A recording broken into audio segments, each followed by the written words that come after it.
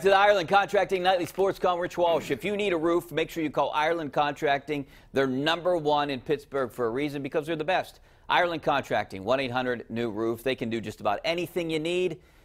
If you don't need a roof, you need siding, gutters, whatever it might be, call them, 1-800-NEW-ROOF. Give us a call right now, 412-575-2600 on the Bordas and Bordas hotline. We're going to be taking your phone calls in just a minute. Here, Paul, you were pointing at something. What, Texas goes up? Well, I Houston. think maybe the AFC South might actually look like they might actually have a team that's playoff worthy. I mean, the Texans are sort of starting to come together. I think the Jaguars are. They stink. You think? They stink. I think I put a fork in them. They stink. Blake Bortles. One-hit wonder. Well, Blake that's Bortles the problem. Stinks. Blake Bortles. Here's the Blake Bortles stinks. The defense is overrated. That team stinks. So, Houston Texans. Put a fork in them. The Texans, though, could be, Deshaun Watson is pretty good, man. And speaking of, we were talking a little bit about Pitt and losing games that they shouldn't lose. This is a game for the Steelers that they shouldn't lose against the Browns. They're, an 8-point favorite in this game, and this is a game that the Steelers need to win. And you look at these next two games, Paul, Cleveland and Baltimore.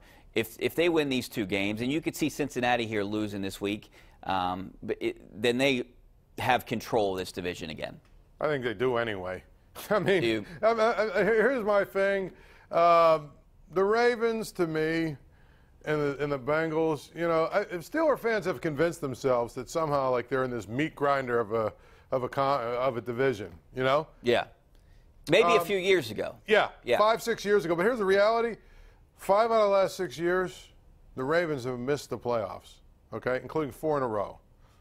The Bengals have missed the playoffs 3 in a row. And when they get to the playoffs, the Browns have never really been in the playoffs forever. You know what I'm saying? My point is the Steelers have pretty much owned this division, and a lot of it has to do with the fact that I don't think any of the other 3 teams have been particularly very good the last few years. So they'll beat the Browns, and I bet you they go down and beat the Ravens, too. The one thing that worries me about the Steelers, though, they always play down to competition. Yeah, but you know what? They play down to the Browns. I know that they tied them the last time, but they were -5 in turnovers and still came out with a tie. I'm pretty sure they ain't going to be -5 in turnovers here, so they're going to win the game. Yeah, that's the big thing. If they don't turn the ball over, they win that game easily. If they're easily. -3, yeah, if they're -3, they win. All right, let's go out to Jerry in Hempfield. How you doing, Jerry? Hey, Rich. Yeah. Paul, I just heard you talking about Pitt trying to schedule some games to win. Yeah. Aren't these teams like Pitt? Their teams are scheduled like 5 years in advance that they got to even play. longer they sometimes. Just can't yeah. Make different teams every year. Yeah, even longer sometimes, Jerry. These schedules are set up years in advance, but they should. We know who they should be setting it up with. Right, exactly. And they always have holes in their schedule they got to fill. I mean, the bottom line is, they're trying so hard to play these teams. It's like, oh, what a great – we're going to roll this out, this great announcement that we're going to play Nebraska. How's that helping you? You know what I'm saying?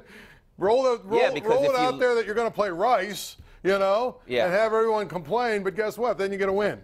I mean, the one thing that I would like to see change throughout college football is I think Power 5 teams should have to play Power 5 teams, or at least – you should have to play FBS teams. You shouldn't be able to play the Youngstown States of the world. You shouldn't be able to play the Appalachian States. I could see that, but there's 2 things. One, first of all, Appalachian State is a Division I. They're actually FBS. Okay, but they are ranked 25th. Right, they're FBS. But here's the thing. Number one, you don't have an exhibition game.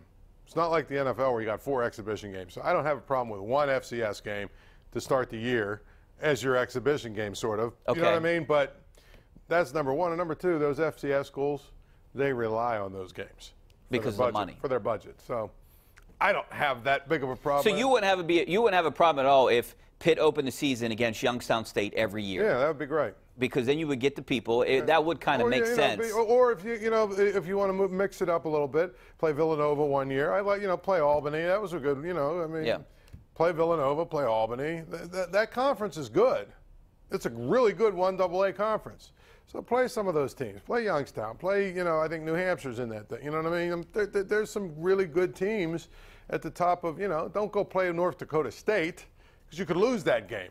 But yeah, play, you know what I'm saying? What kind of attraction is that? But you know what I mean? Yeah, exactly. My point is, don't go play in Georgia, Southern or one of those teams. But Actually, Georgia Southern, I think, is actually an FBS school. Don't go playing Georgia State, you know, one of those teams like that. I mean, there's some teams that you don't want to play because they could beat you. Yes. All right, let's go back out to the phone lines. We're going to go out to Ken out in Clearfield. How you doing, Ken? Hi, guys. How you guys doing this evening? Good. Thanks for calling, Ken. Oh, good. Hey, I like to make a remark. The Penguins look great tonight. 6-0 last I looked. Yeah. Against Calgary. They're starting off the season really well. As long as they can stay healthy, I think they can go a long way. And I like you guys also mentioned about the scheduling. Pitt and Penn State. Now, I understand. I'm a Notre Dame fan. I live here in Clearfield, Pennsylvania. So it's hard for me. But Notre Dame plays everybody. And Pitt should play a Penn State schedule. Penn State doesn't play anybody until they play a Big Ten game. I agree with Paul, and I agree with everything you guys said about this scheduling tonight. Thanks. I'll wait for your response. Yeah, and Ken, just like we were saying, it does Pitt no good to schedule Oklahoma State. First of all, it's a team that's going to beat you. Secondly, it's a team that really doesn't attract a lot of fans.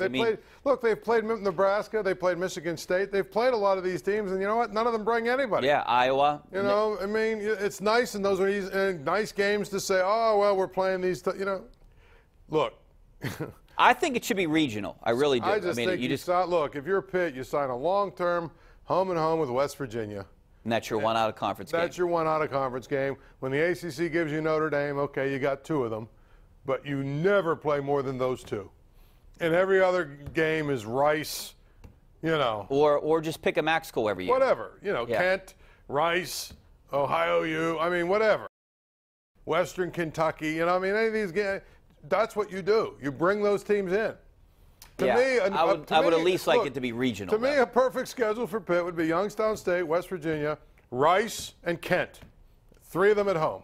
And maybe West Virginia on the road. Yeah, I kind of agree with you on that one. There you go. That would be a perfect schedule. And then when Notre Dame's on the schedule. And it's like, well, you don't go to the games anyway, so what difference does it make? You don't go if it's Oklahoma State, so what difference does it make? Get wins. Yeah, that's why I was saying I think more people would go with Kent State or Akron than Oklahoma State. Even if they don't, you're at least getting a win. Yeah, because you're not getting the visiting crowd from Oklahoma State coming here. And you're taking a loss. Yes, and you're getting lost too. Yeah. All right, we're going to take a break. Back with more of your phone calls. Some of your tweets coming up next. Stay right there.